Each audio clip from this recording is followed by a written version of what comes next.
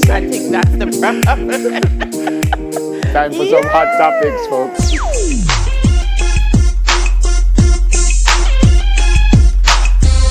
Lord have mercy.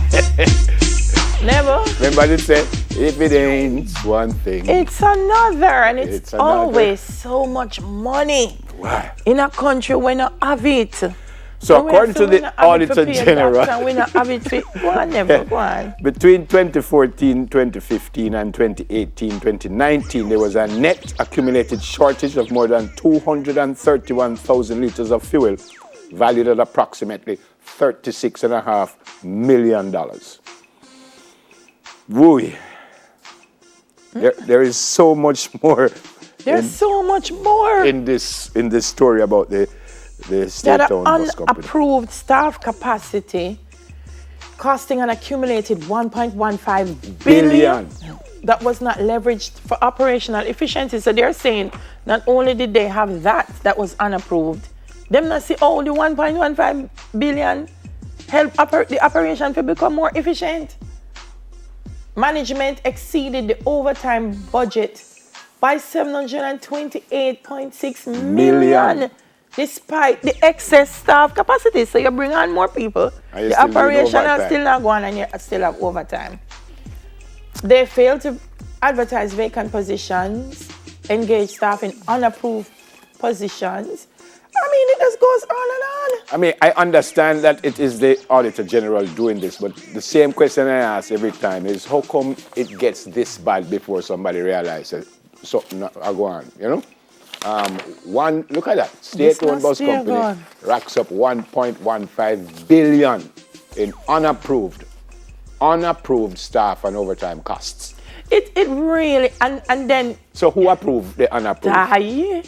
And then, you know, there's a post that requires certain qualifications. Yep. Where have we heard this before? Yep. Have we heard this before? Yep. And the money where the person earn Yep. for not have the qualification, who have qualification, not earn that money there. Yep. We have to stop it. And that's why Jamaica broke. We have to stop it. We're talking about we can't pay the medical doctors. Have you seen the hospitals? It need help. Wow. No man, if we can't rob one another so continuously, and the whole of we are living in the same country, that doesn't make no sense to me. That's not like somebody leave Jamaica and come here and rob we. Yep. We are rob ourselves. Right, but this you keep hearing. So first it was the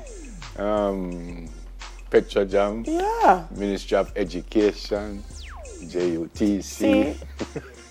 Yeah, well, see, I mean, the CNU is Ministry on of the Education. education. No, you know what I mean? And it keeps going on and on and on. But let's see if we can get it right now, sooner than later, because this really is right. I mean, that money could have been used to do so many other things. 400 million in Manchester Branch Council, you know how much something like could have been in Manchester? Incredible. Well. Yeah, and I didn't mention that one, and the one in St. Anne that the mayor had to resign for that one, and keeps going on and on. We need to forget serious. Anyway, Hugh Faulkner, who formerly served as executive director of the Legal Aid Council, is now the new commissioner for Indicom. That's him right there. Takes over from Mr. Terence Williams, who served 2 terms and decided not to run again. That's Mr. Williams there. So Mr. Faulkner, he served as executive director, as I said, legal counsel. He served on several boards and tribunals, including the board of the Jamaica University College, the Toll Authority, Jamaica Mortgage Bank, Jamaica Intellectual Property Office, and the Public Broadcasting Corporation of Jamaica. And you would have seen him here many, many times on Smile Jamaica talking about, recently he was here because they had a mobile legal aid thing, and he was here with us just about a month or so. Well, no, because it was before COVID. I think it was before COVID, so would have been sometime in January. Congrats to you, sir. Yep. Good luck, sir. Yeah. Next one. Oh my gosh, this has been going on forever, and at least finally we're getting somewhere. And the family of Mario Dean, I'm hoping, is seeing some light. 6 years after the death of Mario Dean, following a beating he received while in police custody, Marvin Orr and Adrian Morgan have pleaded guilty to manslaughter in the St. James Circuit Court. So they'll be sentenced on Thursday. Both were also inmates and they were charged with murder, but both pleaded guilty to the lesser charge of manslaughter. 3 police officers, Corporal Elaine Stewart and Constables Juliana Cleven and Marlon Grant, were arrested and charged also with manslaughter, misconduct in a public office, and perverting the course of justice. And they're scheduled to stand trial late September. Morgan's lawyer noted that the case has received significant international attention because Orr and his client are both mentally challenged. Unfortunate. All right. As you said, I hope the family gets some kind of, I don't know if the word is closure right now, because it's still in the court. Yeah. There's a third inmate, but he was deemed unfit to stand trial. Yep. So, I mean, it goes back to... This next one is interesting. Lord have mercy. This next one is interesting. I'll tell you why it's interesting, because the UWI fees, they have not raised their fees. But because they price in US dollars, and maybe last year the dollar was like 130, it is now 148. So the fees have actually gone up like $100,000, even though they haven't raised their fees. Yeah. Believe it or not. 128,000 extra for tuition this coming academic year. And it says, while tuition fees remain the same as last year, the amount required for students in some faculties will be higher because costs are quoted in United States dollars. So students in the faculties of medical science, law, and engineering will be primarily affected. So the Jamaican dollar closed yesterday at 147.71. Wow. Yeah. So in a time that nobody's earning anything, it's crazy. And I don't know. Guild President CJ Boswell is asking the same question I'm asking. There might be a valid answer, but I don't know what it is. Why are we in Jamaica teaching Jamaican students but quoting in US dollars? I don't understand. What resource are we purchasing in US that we would need to be quoting in US for the students? It's something that's always been a puzzle to me.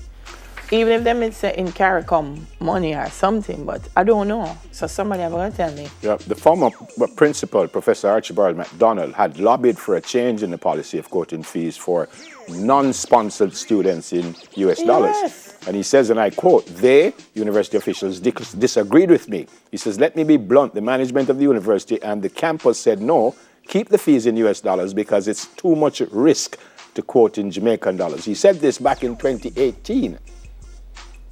And they're still quoting in the United States dollars. I agree with, well, I don't agree with Delia. I have the same question as Delia.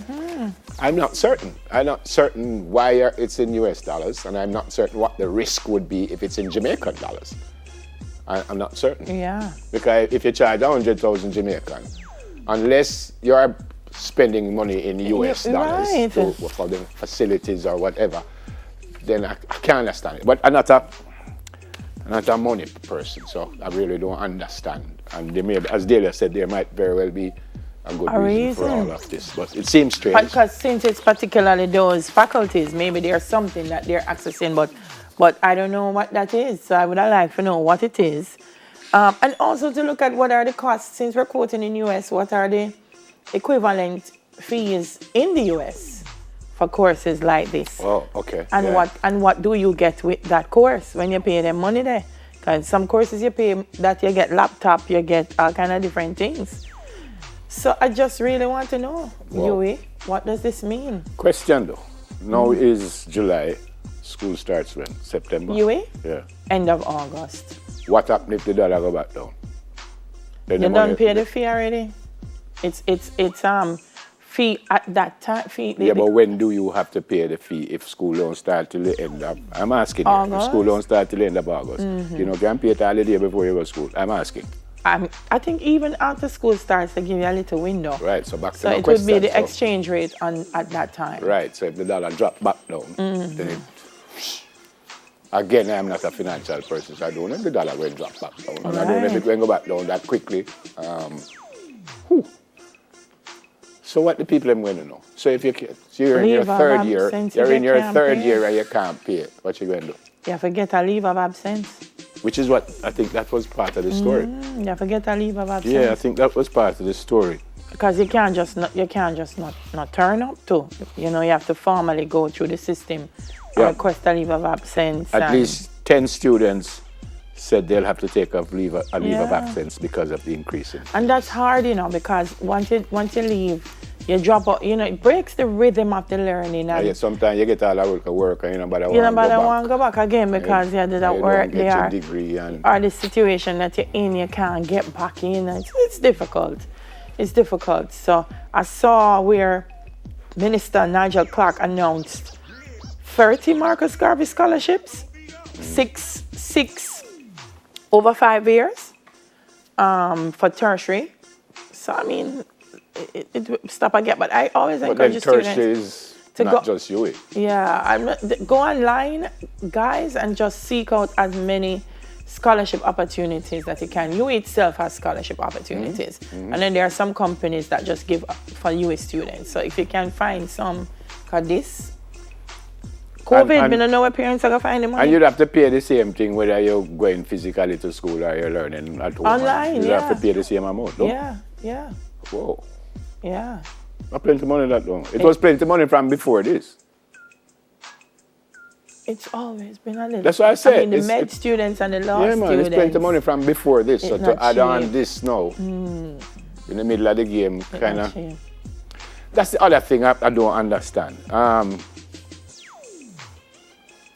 was going to say, no, because if you go in, so one money you're supposed to pay from your enter university. I'm asking. If you have a 4-year course, and them say the course is $30,000 a year, then they just pay the $30,000 a year. So the second year, year. them can just say, well, it gone up to 50, and the third year, it gone up to 70. So you pay per year.